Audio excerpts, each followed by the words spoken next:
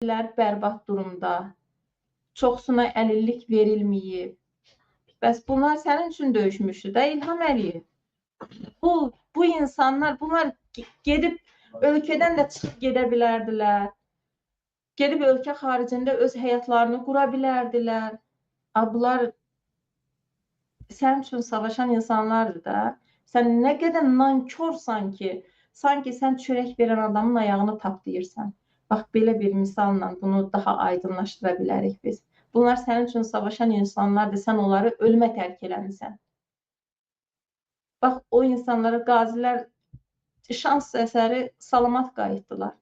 Və bunlara psixoloji dəstək mərkəzləri yaradılmalıydı. Necə ki, Yaşad fondu yaratdıza, o gün radioda dinləyirəm, deyir ki, Yaşad fonduna hər kəs 1 manat da olsa iyanə göndərsin. Yaxşı, bu Yaşad fondunun bir açot-çotu varmı, buxaltırı varmı, mühasibi varmı? Bunlar bu 1 manat yığdıqları adamlara hesab verirlərmi ki, bəs bu pulları biz hara elədik, haranı maliyyələşdirdik, kimləri maliyyələşdirdik? İnsanlara hesab verirlərmi Yaşad fondu?